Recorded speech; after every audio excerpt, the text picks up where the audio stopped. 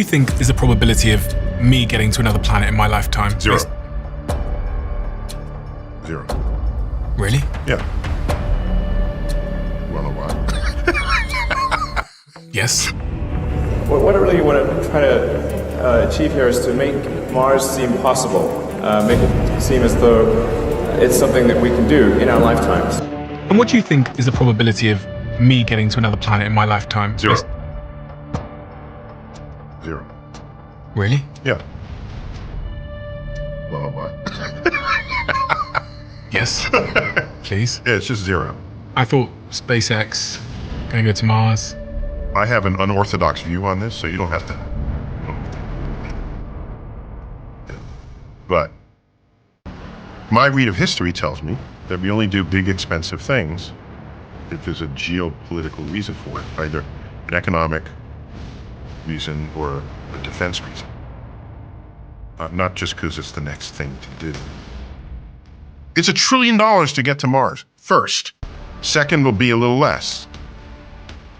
I don't see that happening. $1 trillion? About that, yeah. If Earth were a schoolroom globe, with your fist, show me where you think the moon is. This is Earth. Take your fist and put it at the distance the moon is. Your fist is about the right size compared. Okay. I mean... Right there? Yeah. Okay, not too bad. It's 30 feet away. It's in the next room. Okay. Okay? 30 feet away.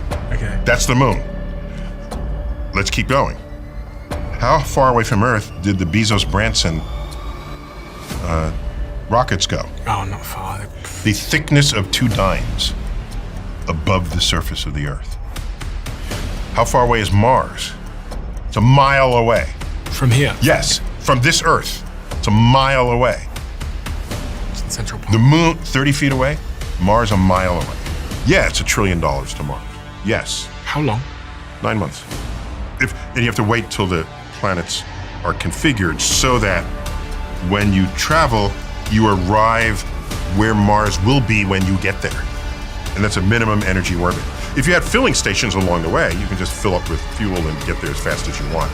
But minimum energy orbit takes about 9 months. And then to come back, you have to wait till it's configured again a few years later. So a round trip to Mars is 3 to 5 years. What would life on Mars look like? Would we be able to live on the surface or have to hide underground from all the solar radiation that Mars gets exposed to?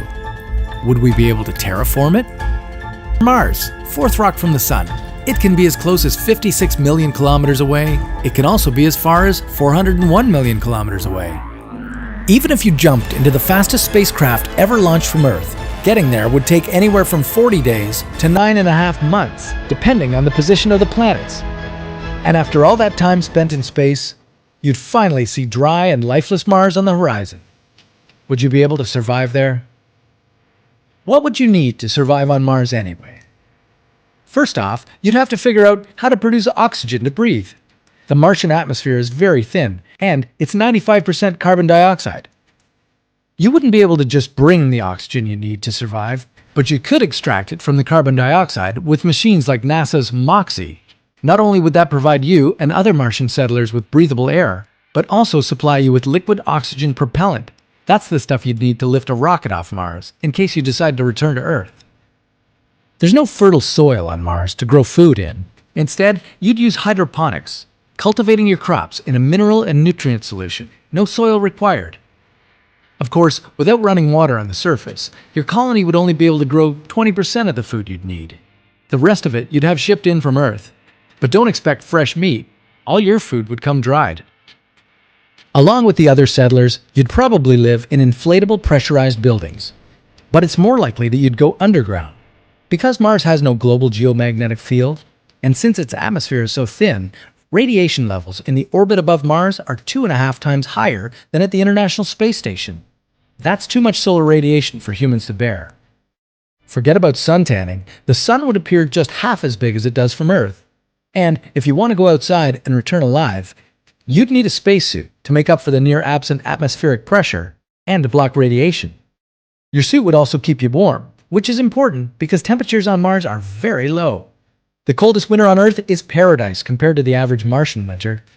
temperatures would be as low as 55 degrees below zero. Even colder at the poles, where the temperatures can drop to a freezing minus 153 degrees. A day on Mars is just 40 minutes longer than a day on Earth. A year on Mars would be almost twice as long. If you lived in the northern hemisphere, you'd enjoy 7 months of spring and 6 months of summer.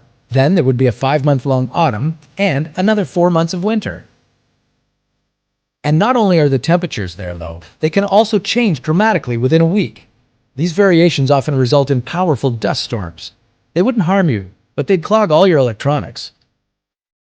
Remember, too, that the gravity on Mars is about 1/3 of Earth's. You'd need to learn how to walk again.